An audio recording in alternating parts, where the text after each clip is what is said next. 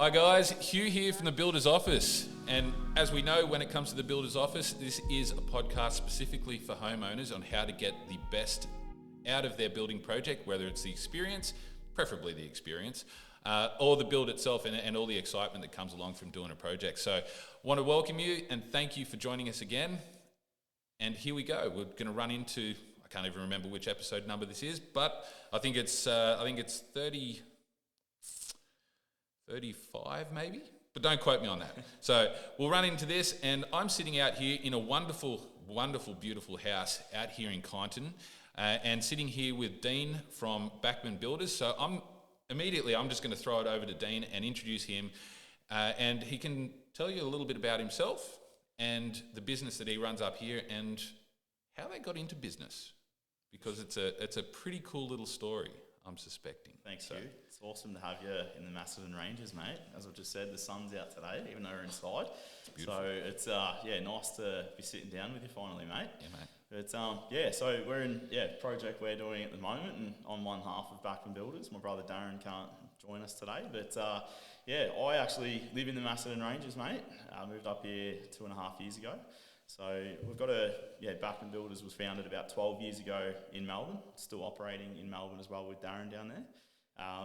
For myself, having 4 young daughters and my wife, we made the call to do the tree change and get back out onto some property. So here we are now with a branch of Backman Builders in central Victoria, Macedon Ranges, and mate, things are going really well. We're got nice pipeline of work lining up, and we're really honing in on healthy homes. So we're in a cold climate. As I said, it's a little bit warmer today, but we've had -2, -3 a couple of times last week. So we feel that healthy homes should be really brought in to our building code more and more. There's a few things there that obviously we all know are changing slowly, but we want to be a part of the change, and we feel like where we are in Kyneton, around the Macedon Ranges, that we've got probably a great landscape to bring in and educate clients on what we can do just to bring their house up to speed a little bit and make it a little bit more comfortable,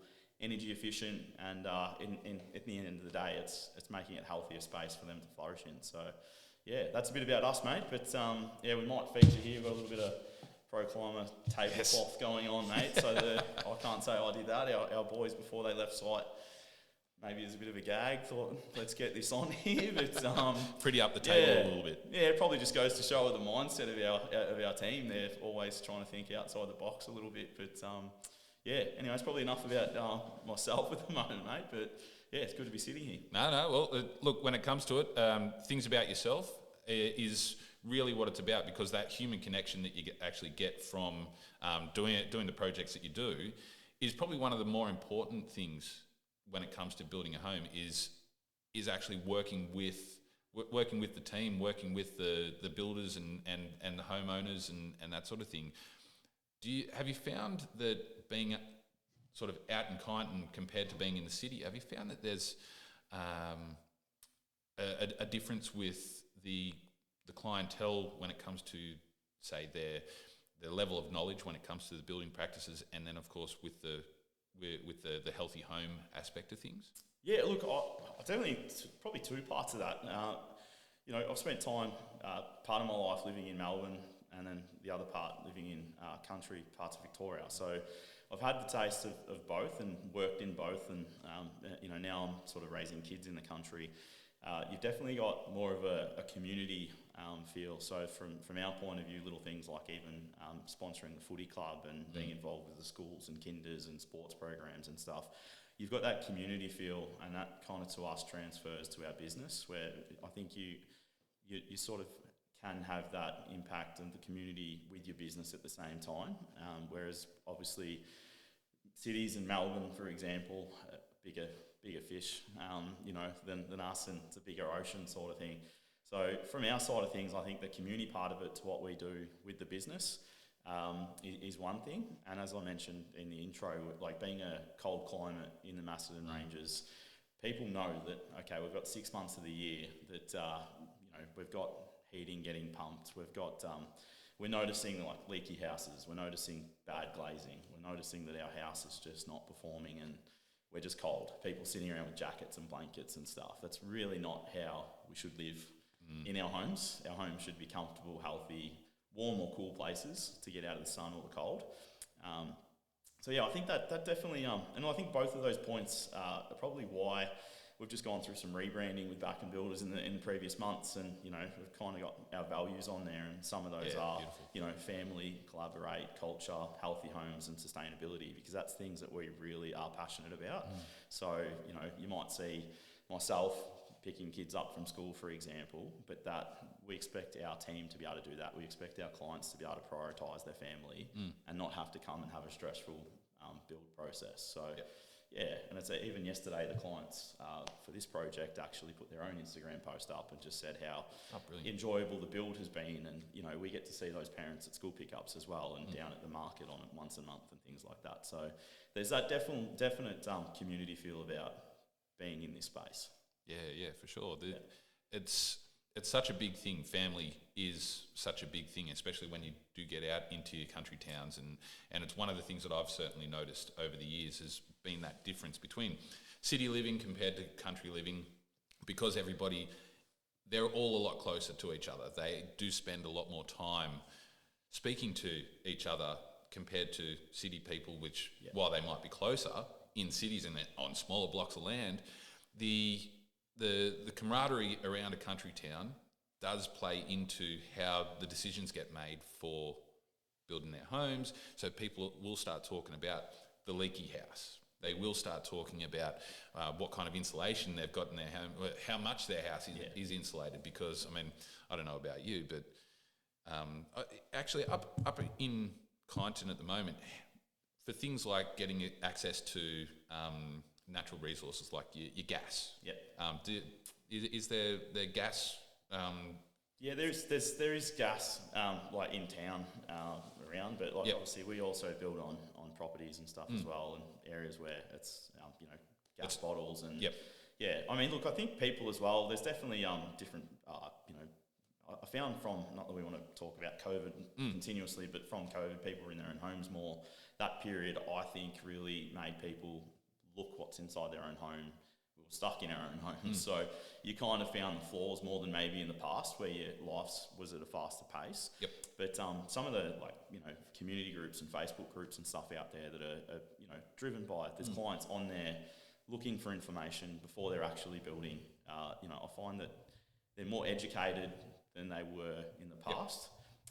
It's probably a level deeper than maybe people previously that just watched things like The Block and just thought that's how building's done, which, as we know, it's not. So I've got to love all the stuff that's been done on The Block, don't you? It's sometimes it's realistic, sometimes it's not. Yeah, I can't say I've watched much of it, Hugh, but it's definitely, there's some good and bad parts of it. Obviously, there's some talks about finishes and all that sort of stuff, and it just does bring awareness that people are building, and maybe gives people passion too. But I think there's a lot of education out there. I know, as we've just chatted before, no different to what you're doing with the podcast and YouTube and social media. We're bringing out some YouTube training and education stuff, just to kind of give our clients and future clients that might not be around for a couple of years, but maybe they're watching us already, to say this is how we approach it, and not just what we're doing on site, but what we're doing before getting to site, so that they understand what's involved, and probably give away about going to do it, rather than sort of just going through maybe a tender process, for example, that we probably feel doesn't cut the mustard to really get the right process. So there's definitely a lot out there for clients that these days just need to probably dig into it and get on the front foot to get educated. Yeah, for sure. Yeah, definitely. It's certainly, there's certainly a lot of back and forth when it comes to the education side of things, when it comes to, one, builders getting education, but also people that are looking to build, them being able to sort of get access to the information that's going to help them get the best out of what they're going to do. Because a lot of people that, I know that I've found this going into projects, they don't know what's going on, and then, like, I think we've all experienced the times where we've been guided by bad information or not great information to be able to help us succeed, and we end up failing and that sort of thing. But we learn from the experience, of course. Yep.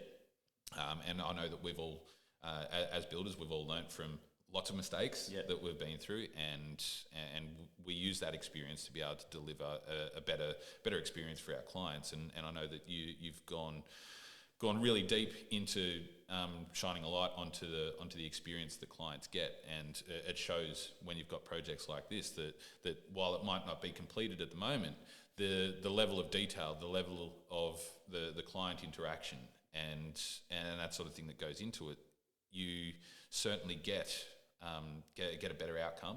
Definitely, You get smiling clients, and this goes to show when it comes to new clients that come in and you're speaking to them about this is what you should be expecting. Yeah. And getting all of that information readily available, like what you are at the moment with doing the YouTube stuff and getting that information out there.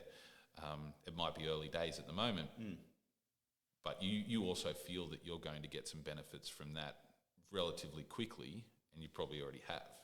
Yeah, definitely. I think for clients going into it, most clients haven't built before, and unfortunately, a lot of clients will have a bad experience or stories, from other people. Yep. It could be family or neighbours, or just watching a house down the street that's you've got a frame going up and it's going grey because there hasn't been anyone there for 3 months because probably there's been money issues with that builder or something like that, and that's what they're getting. So there's a bad. I think what we're all doing, and you're in the same space as us with networking with similar like-minded people, and I think we can both say it's an awesome place to be in. Yeah. There's no one out there that wouldn't go out of their way to help someone else, and that's that is all guided to basically help your client at the end of the day, whether it's ours or it's yours. Yep. You want that process to be enjoyable. You want to be able to have that contact with that client. You don't want to be picking up your phone, stressing over, geez, are they going to be complaining about something? Yep. I can sit here safely right now and just say we just don't get that. We sit here and have coffees with our clients and talk about what's happening, and we do get to see smiles on clients' faces. Yeah. But I suppose as we probably both have something similar that we work with pre-construction, it starts right back then. We're big on building the house on paper before we actually build the house on site in a real thing, because clients might not understand what is on paper. So it's our job and our duty to actually step them through, explain what's involved, even give them demonstrations or samples of things. Working with good designers is great because you can actually do 3D walkthroughs, and technology these days has advanced that much that one thing we'd like to see is the clients actually invest that bit of extra money on a design team that's going to deliver something that's next level, because reality is that's there at their disposal. So those things all come into play for the clients to be able to get a really good, I suppose, jump start to actually get to the point where you're sitting in a house and you can see it nearly finished. Like we're about 6 to 7 weeks away here, and the clients will be at home. So it's a big thing. I think the clients just need to take their time. I don't know. As a society, we rush, don't we? Oh yeah. And it's no different. More so, I probably know more so that when you're going to build, you see clients like, oh well, how soon can we start? When can we be finished? When can we move in? Like we're rushing to actually get to the point where it's done. Yep. And if the process is not enjoyable for them, it's going to get worse and worse as it goes on, and that's going to amp up, and the builder's going to be under pressure, the trades might be under pressure, and everyone's having a bad time. Yep. So I think, that's one thing we talk about. We probably don't feel like we are trying to rush anything. Slowing things down. Yeah. I mean, if clients want to make some changes along the way and it slows things down, we just explain to them, and it's there in a variation, it's there in describing what the delay days are, and educating about the contract and all that sort of stuff. It's just, I think if we, as a collective going into building, just scale it back a little bit without so much pressure and rush, it takes the stress off the client as well. I think that's a big thing that most clients, and I'd have to say I probably would be like that as well if that was my house and I wasn't in the industry and didn't have the knowledge we have. Yeah, it was something that I just thought of then, which is one of those really interesting parts of anything that we do, we talk about relationships a lot. The relationship that you get with a client, I know with my own business, and I think we discussed a little bit of this earlier, off camera and off microphone, was to do with when we first start talking about the plans for the house. But before that, how much time we actually spend on getting to know the clients, getting to know what drives them, what's actually going to be the ultimate end goal that they're looking for, and building that relationship so that we know that we're going to be able to work together and be able to deliver what they're looking for. And going back to what you're saying about all the deliverables before stepping on site, all the design work and all that sort of thing, we spend a lot of time on that relationship. So then we can find out, okay, well, they've got a couple of kids, and the kids love basketball. The parents love watching them play basketball. As an example, it might be something like that. But we know all that information, so we know, okay, well, before we even get into designing, we know that there's going to be a couple of things that are going to be non-negotiables. Do you find that those relationships that you build real early on pay dividends to be able to deliver the best outcomes with the clients? And it doesn't matter who they are, but the more time you invest early on gives you that outcome that they're ultimately looking for. I think it starts. I've actually got 4 kids at home that are 3, 6, 7 and 9. And we actually talk about first impressions with our kids. Yes. And I just think it's something that no matter what you do in life, first impressions are huge. So like, I feel like with the way things are now with social media, and most people are kind of generally following you, or they've clicked on to have a look at you before. So if they're sort of hearing you, seeing you, they've got a first impression of you. So your first impression of the client for us generally comes through a questionnaire.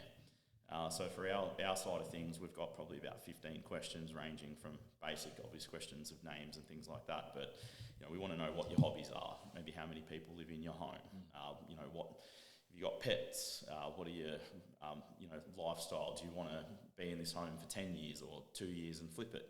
Gives us an idea to go, okay, well, this is painting the picture of what this process might look like. We also spoke before about budget. Like, obviously, if we need to know what budget it is. It's pointless trying to design a $500,000 house when it's really going to be $1.1 million or something like that.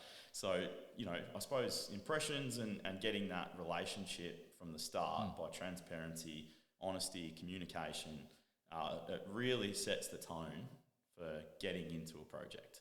So as we were talking about, we had one in pre-construction for 3 years. It's a quite complicated project that's got a basement, 2 stories, and a heritage existing house and a pool abutting to the basement stuff. But we've got an awesome relationship with those clients. Like we've literally, they'll call us for a chat.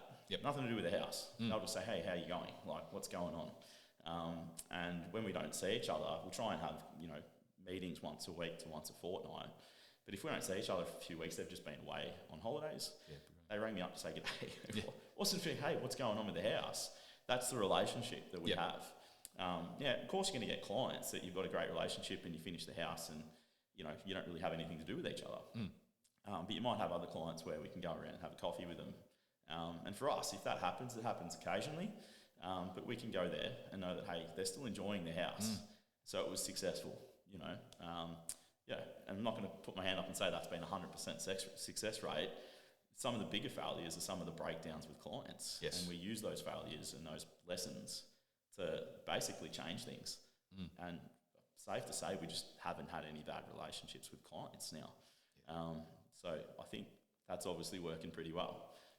The times that we've had the relationship breakdowns or divorces, we can call exactly. it. You are kind of married to your client, aren't you? You definitely are. You spend a lot of time working through a lot of stuff, and when things do go bad, I know that I've found myself spending a lot of time on what's actually gone wrong and just going, how can we do something to be able to make sure that, one, it doesn't happen again, but if it does happen, what can we do to to facilitate things to be a lot better. And I know, like all of us, we've all had a challenging client. We've all had the times where we've been had a client that's been that angry that we've been the sounding board because we have been the person standing right there. Oh, and they're losing it. Yeah. And the learnings that we get, and I guess you could say some of the times we see some, and we've spoken about this, we see some builders that aren't taking the learnings, and they're just like, no, this is the way it's always done, and the way that they talk to clients can be downright rude and obnoxious, and because they're just like, no, I'm doing this for me. This isn't your project. This is mine. And you sort of see that, and I know I've worked for builders like that, and I've always said, I don't want to be like that at all, because we want our clients to be loving what's going on and smiling at the end of the job, and be able to stand there and take those photos afterwards where we're all hugging, going, this is amazing, and I know that there's